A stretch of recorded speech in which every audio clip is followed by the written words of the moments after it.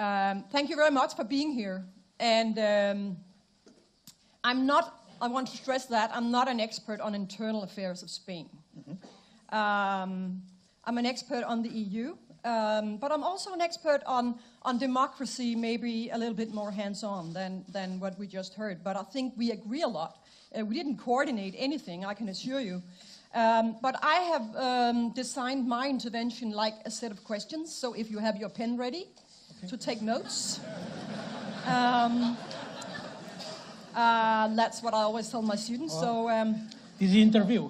It's an interview, yes. Yeah. I would say that normally I don't have that many students in my class, but it's nice to see so many. But I would also like actually to start with democracy, and then maybe make the question a bit more direct, in the sense of asking how you define it. You're not allowed to answer until I'm done. So just how you define democracy. Is it only referenda and opinion polls and voting, or is it also the rule of law and the constitution? Because what I have understood from following the debate in Spain, and now I do interfere a little bit in the Spanish situation, and forgive me for that, I know there's a lot of Catalans here, independence people. I was wondering, to my knowledge, you have voted for the constitution, the Spanish constitution in Catalonia. Should that constitution not also be respected? Is that not also democracy? So that would be my first question. And the second one in relation to that is the fact that only 43% showed up to vote for independence. Does that not have an impact on the legitimacy of that vote to you? I would like to hear your opinion on that. I know that was a big majority voting for independence, but the fact that a minority showed up, it does stress what Christian also said about the unionists, the ones wanting to stay in Spain, that they are perhaps not being heard so much.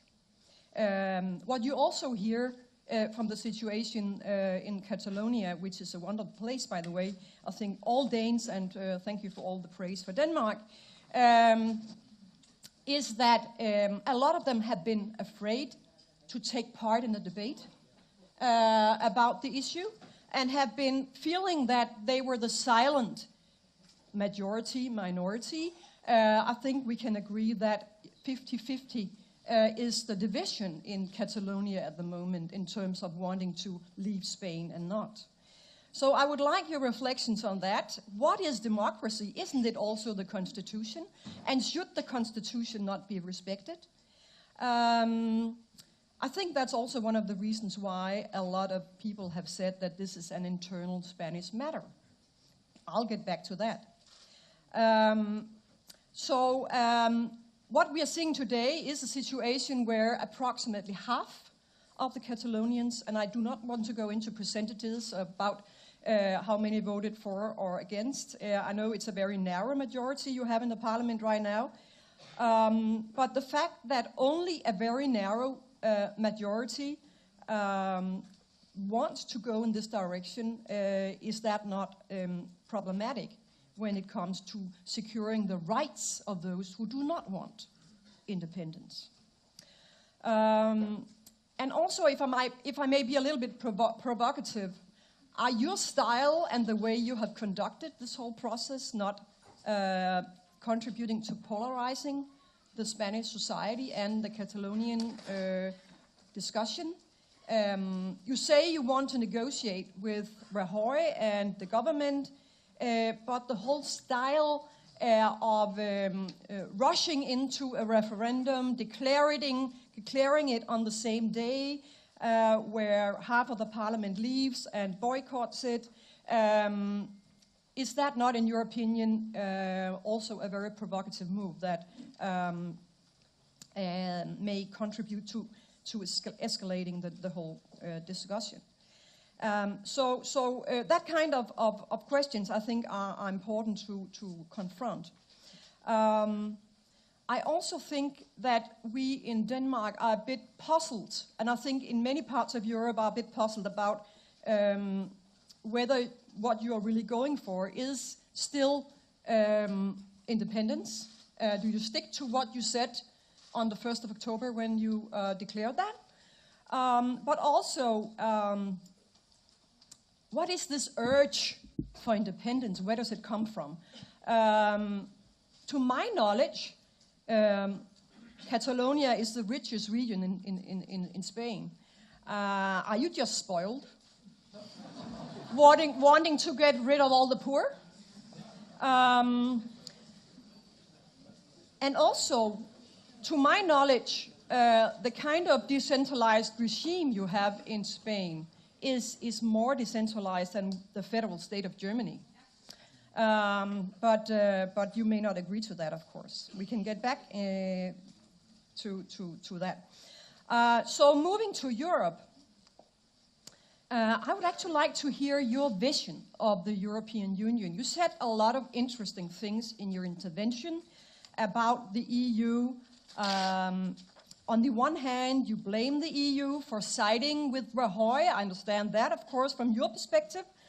But on the other hand, you also say that you are very much in favor of the European Union and the whole European project, and that you're hoping that you will have support and more support in the future.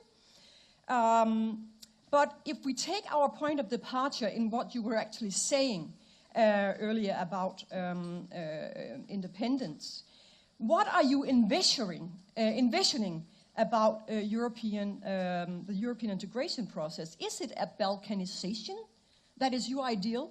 What do I mean by that? I actually mean the same as what Christian, my colleague, suggested about ethnic cleaned states. Hundreds of them working together. Is that your ideal? I'm sorry I'm provoking, but that's why I'm here, right? Is that your vision, that we should break up Europe in hundreds, 200 states? How much do you want?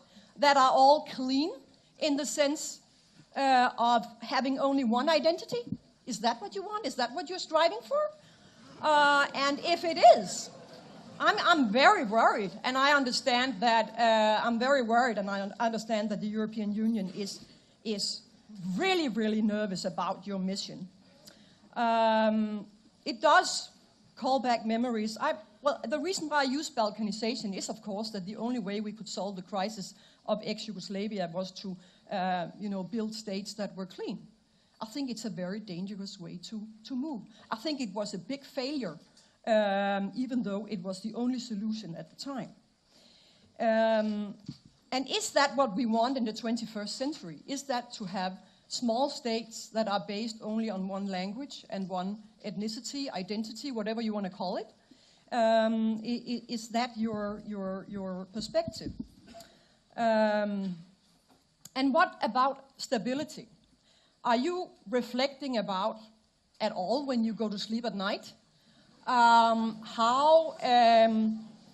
Maybe you have some more interesting stuff to think about, but are you ever thinking about how instability might be the effect of your project in terms of inspiring other regions in Europe to do the same, and a domino effect that will end up undermining the EU? There's lots of people out there who are inspired by what you're doing. Are you happy about that, or are you nervous about that? Could like to hear your comment. And who actually benefits from more independent states in Europe? Well, I think a lot of people in here would agree with me that Vladimir Putin would certainly be happy if that was to be the case. Breaking Europe up, having hundreds of small entities, nobody could agree on anything.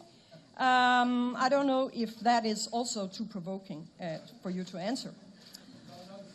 I'm afraid of the crowd starting to scream soon. So, do you expect Catalonia in the future to become a member of the EU? Is that your expectation? Is that your hope?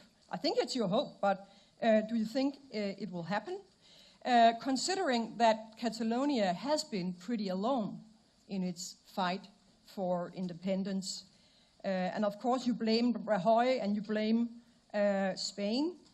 But to be quite frank, also tomorrow I know that very few Danish politicians from the government want to meet you. A lot of people are afraid of sort of pushing in this direction. What are your reflections on that?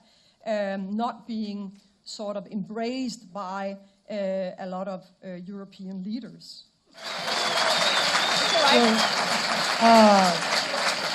Of course, if you look the papers, yes, you are right. Spanish is a democracy.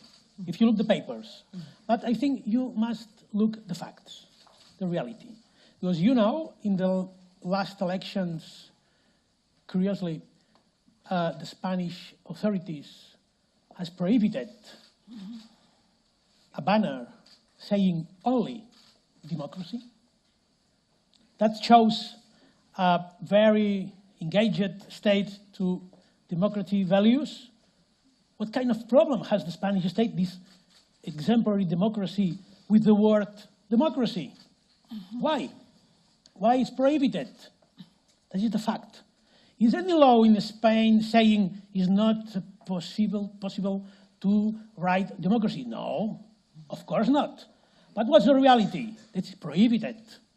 So it's full of these examples in Spain, and I invite you to know more deeply the reality. The reality, because probably some of your sentence will be a little different. I will try to answer all of the questions. I think I'm afraid it's not this is an exam, it's an exam, but well,